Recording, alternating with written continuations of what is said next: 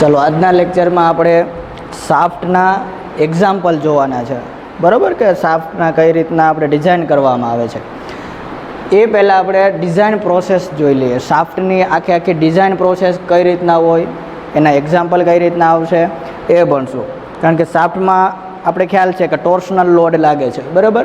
પણ torsional load તો એ તો બરાબર છે, પણ કેટલો એના ઉપર પાવર લાગે છે, કેટલો લોડ ટ્રાન્સમિટ કરવાનો છે, કઈ જગ્યાએ વાપરવાની છે, બેલ્ટમાં વાપરવાની છે કે શું છે, એ બધું ધ્યાનમાં રાખી અને એનું આખી ડિઝાઇન કરવામાં આવશે. હવે એના ડિઝાઇન પ્રોસેસ એટલે અમુક ઇક્વેશન આવશે, એ આપણે યાદ રાખવાના રહેશે. જોઈએ આ રીતના પહેલાં ડિઝાઇન પ્રોસેસનો પણ ક્વેશ્ચન પૂછાઈ જાય શાફ્ટની અંદર કે ડિઝાઇન પ્રોસેસ સમજાવો, તો તમારે બધા ઇક્વેશન લખવા પડે. ચલો પહેલાં તો આપણે શાફ્ટમાં કેટલો ટોર્ક ટ્રાન્સમિટ કરી શકશું એનું ઇક્વેશન જોઈએ, બરાબર? ટોર્ક માટેનું સૂત્ર છે આ જ સૂત્ર છે, બીજું કાંઈ નથી. P = 2π/NT / 60. આ ઇક્વેશન બધાને યાદ હશે. હવે આમાંથી તમે ટી એટલે ટોર્ક, બુકમાં ઘણી વખત MT શબ્દ લખી ગયેલ છે, આમાં બીજો શબ્દ બીજો શું છે, ઘણી વખત MT એટલે ટોર્ક જ થયો, બીજું કાંઈ નથી, બરાબર? આમાંથી તમે ટોર્કને કરતાં બનાવશો, બરાબર? એટલે શું થશે? P × 60 કિલોવોટ એટલે P, બરાબર? કિલોવોટ P અહીંયા જે લખેલું છે એને આપણે શું કહેશું? P એટલે પાવર, કિલોવોટ એટલે × 60/2π. આ જ ઇક્વેશન થયું છે, બરાબર? પણ એની અંદર બે વસ્તુ યાદ રાખવાની છે, 60 અને 45. 60 અને 45, બરાબર? અહીંયા તમે કિલોવોટને બદલે હોર્સ પાવર શબ્દ આવશે. આ એક વર્ડ મેં અલગ પેનથી તમને ડોટેડ કરીને બતાવ્યા છે, બરાબર? એટલે ખ્યાલ પડે. જો એક્ઝામ્પલમાં તમને એવો વર્ડ કે પાવર જે છે શાફ્ટ વડે હોર્સ પાવરમાં ટ્રાન્સમિટ થાય છે, તો તેનું ટોર્ક ફાઇન્ડ કરો, તો હોર્સ પાવર વર્ડ આવશે ત્યારે આ ઇક્વેશન આવશે, બરાબર? અને જ્યારે તમને એવું કહે એક્ઝામ્પલમાં કે પાવર જે છે એ કિલોવોટમાં ટ્રાન્સમિટ થાય છે, તો ટોર્ક માટેનું ઇક્વેશન આ આવશે. શું ચેન્જ આવશે? હોર્સ પાવરમાં 45 આવશે અહીંયા, બરાબર? અને અહીંયા 60. મતલબ કે તમે હોર્સ પાવર જે શબ્દ વર્ડ વાપરો હોય પાવરની જગ્યાએ, તો અહીંયા આવી જાય ખાલી 45, બીજું કાંઈ યાદ નહીં રાખવાનું. જો કિલોવોટ શબ્દ પાવરની જગ્યાએ તમે વાપરો, બરાબર, કિલોવોટ, તો અહીંયા આવી જાય 60, બીજું કાંઈ નહીં, બરાબર? એટલે કે ટોર્ક કઈ રીતના કેલ્ક્યુલેટ થશે? બે ઇક્વેશન છે એના, બરાબર? આ પાવરના સૂત્ર છે P = 2π/NT/60, માંથી ટોર્કને કરતાં બનાવી દેવાનો. જો હોર્સ પાવર હોય તો 45 આવશે.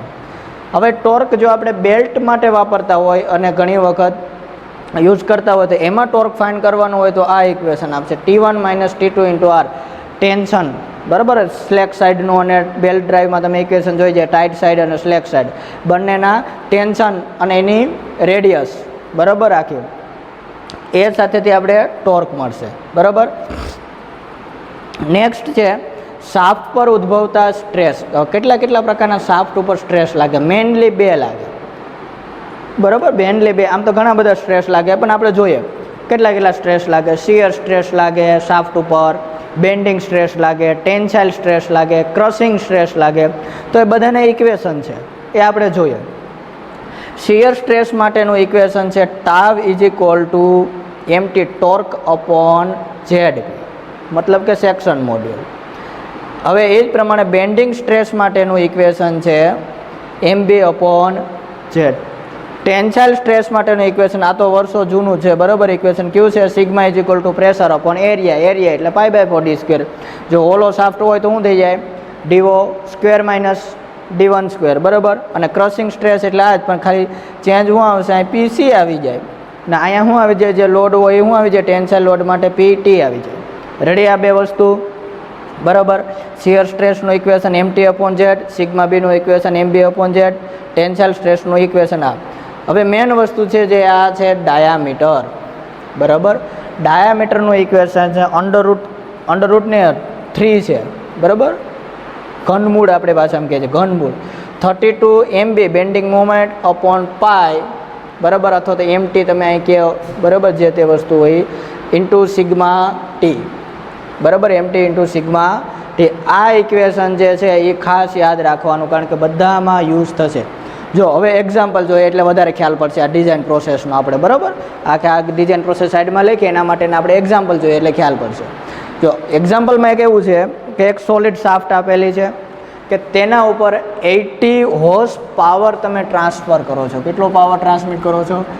80 હોર્સ પાવર ટ્રાન્સમિટ કરો છો. આરપીએમ તમને આપ્યા છે 150 આરપીએમ, બરાબર. અને શિયર સ્ટ્રેસ આપી છે 63 ન્યૂટન પર mm સ્ક્વેર. ચાલો હવે એનું ફાઇન્ડ કરવાનું કીધું છે તમને ડાયામીટર. શું ફાઇન્ડ કરવાનું કીધું છે? ડાયામીટર સોલિડ શાફ્ટનું. તો ડાયામીટરનું પહેલાં તો ઇક્વેશન આપણે જોઈએ. શું છે ઇક્વેશન ડાયામીટર માટેનું?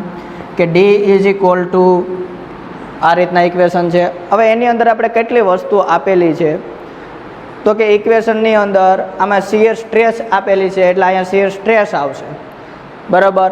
જો ટેન્સાઇલ સ્ટ્રેસ આપેલી હોય તો સિગ્મા ટી આવે, બરાબર. આ વસ્તુ યાદ રાખજો. તમે ઘણા એમ કે આમાં સાહેબ સિગ્મા ટી લખ્યું છે, ટેન્સાઇલ લખ્યું છે, તો એમાં કાંઈ ચેન્જ ના આવે, બરાબર. તમે અહીંયા સિગ્મા ટી આવી જાય તો અહીં 32 આવે અને શિયર સ્ટ્રેસ ટાવ આવે તો અહીં 16 π/16 × d³ અહીંયા તમે કિંમત મૂકે શિયર સ્ટ્રેસ માટે ટાવની તો π/16 આવે ને અહીં શું હોય ટેન્સાઇલ હોય તો π/32 હોય, બરાબર. આખું એટલે 32 ઉપર આવશે. એટલે આ બે ઇક્વેશનમાં ધ્યાન રાખજો થોડુંક, બરાબર. આખું ચલો હવે અહીંયા ઇક્વેશનમાં ટાવ છે એટલે 16, સિગ્મા ટી હોય તો 32, આ યાદ રાખો. એમટી આપણી પાસે છે નહીં, ટાવ શિયર સ્ટ્રેસ છે એટલે એમટી ફાઇન્ડ કરવા માટે એમટીનું ઇક્વેશન મૂકવું પડે. એમટીનું ઇક્વેશન શું છે આપણે જોઈએ? ટોર્કનું. આ બે ઇક્વેશન છે, બરાબર. ટોર્ક આ એમટી એટલે કે તમે એ ટોર્ક મેં હમણાં કીધું હતું એ પ્રમાણે તમારે એમટી એટલે કયો તમે પણ ચાલે, બરાબર. આ બે ઇક્વેશન છે. હવે એમાંથી આપણે એચપી વાળું ઇક્વેશન મૂકશું કારણ કે હોર્સ પાવર આપ્યો છે એટલે 45 કિંમત મૂકીએ તો જોઈએ શું આવશે કે એચપી કેટલા છે? 80 × 45 80 × 45 × 10⁶ upon 2 × π × n. n આપણે આપ્યા છે 150. ચાલો આ વસ્તુ આવશે કેના બરાબર આવ્યું? એમટી બરાબર. એ એમટીની કિંમત આખે આપણે આ ઇક્વેશનમાં મૂકી દઈએ, બરાબર. જોઈએ આપણે કઈ રીતના થશે. આ જ ઇક્વેશનમાં મૂકીએ તો અહીંયા 3 એમટીની જગ્યાએ શું મૂકશું આપણે?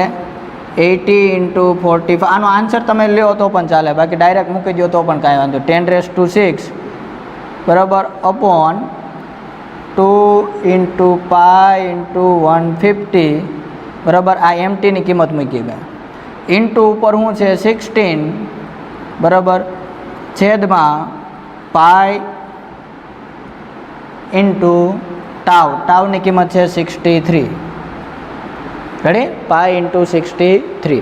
ચલો હવે આનું આપણે સાદુરૂપ આપશું, બરાબર. ડિસ્ક્રિપ્શન કરીએ તો આ છે નીચે આવી જાય, બરાબર. એટલે આવું કંઈક થાય છે 384.5 × 10⁶ × 16 upon 2 π 150 × π × 63. હવે આનો તમે આન્સર લેશો એટલે ડાયામીટર તમને મળશે. શાફ્ટ ડાયામીટર, શાફ્ટનો જે ડાયામીટર મળશે આટલો મળશે, બરાબર. કેટલો મળશે? 68 mm, બરાબર છે ને. જે એક્ઝામ્પલ સાવ ખાલી બે ઇક્વેશન આપણે યાદ રાખવાના છે, ડાયામીટરનું ઇક્વેશન અને પાવર. આમાં વોટ્સ પાવરની જગ્યાએ જો કિલો વોટ આપ્યો હોત તો અહીંયા શું આવે? 60. રેડી? ઓકે.